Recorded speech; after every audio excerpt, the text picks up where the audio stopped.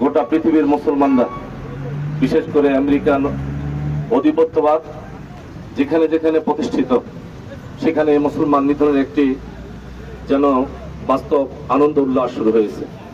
আমাদের পার্শ্ববর্তী ভারতেও একইভাবে মুসলমানদের উপর যেভাবে তারাবির নামাজ পড়া অবস্থায় তাদের উপর অত্যাচার, নির্যাতন, ভয়ঙ্কর একটি দৃশ্য। সর্বশেষ গতকালকের যে নিউজ, 3টি বোনকে শুধু মুসলিম হওয়ার কারণে বাড়ি থেকে বের করে নিয়ে গেছে এবং তাদেরকে অপর্যপরি কয়েকজন মিলিয়ে নির্যাতন চালিয়ে শেষ পর্যন্ত তাদের 3জনকে হত্যা করেছে। এই দৃশ্যগুলো আমাদের জন্য আজকে পীড়া দেয়। এই দৃশ্যগুলো আমাদেরকে জন্য অত্যন্ত নিঃসন্দেহে মর্মস্পর্শী। আমাদের করণীয় কি? আজকের পৃথিবীতে যারা যেখান থেকে যে অবস্থায় আছে, তারা আল জিহাদের নাম করে মাঠে ময়দানে নামছে। তারা জিহাদ এবং সংগ্রামের মাধ্যমে তাদের বাস্তব বিজয়কে ছিনিয়ে আনার জন্য ময়দানে ভূমিকা রাখছে। আল্লাহ তাদেরকে অবশ্যই সাহায্য করছেন।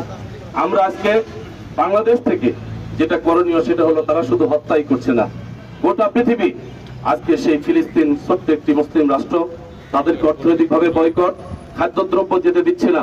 দাতা সংস্থাগুলো বিভিন্ন সময় তাদেরকে খাদ্য নিয়ে যাবে, সেখানেও তারা সহায়তা করতে দিচ্ছে না।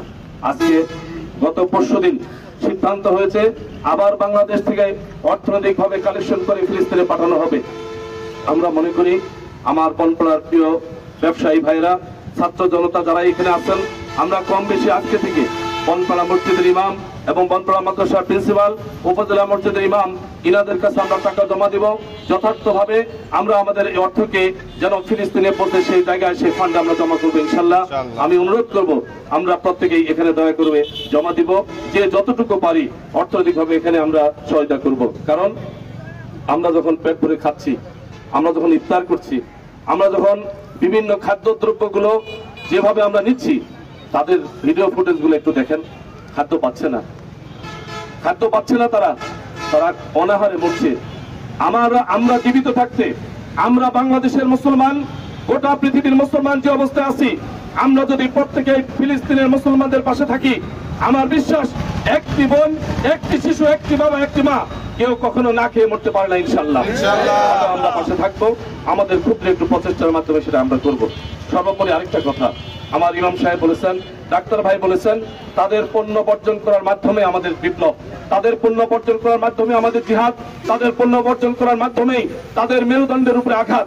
অতএব আমরা প্রত্যেকেই সিদ্ধান্ত নেই, আমরা আর ইসরায়েলি কোনো পণ্য ব্যবহার করবো না ইনশাল্লাহ। সর্বোপরি আবারও এই তৌহিদি জনতার ব্যানারে যখনই এরকম জাতির সংকটময় মুহূর্তে, মুসলিম মিল্লাতের সংকটময় মুহূর্তে এরকম স্লোগান আসবে, এরকম মিছিল আসবে, আমরা দল, মত, ধর্ম, বর্ণ নির্বিশেষে সকল মানুষগুলো একই কাতারে এসে যেন এই অন্যায়ের প্রতিবাদ করতে পারি এবং তৌহিদি জনতার ব্যানারে যেন ভূমিকা রাখতে পারি।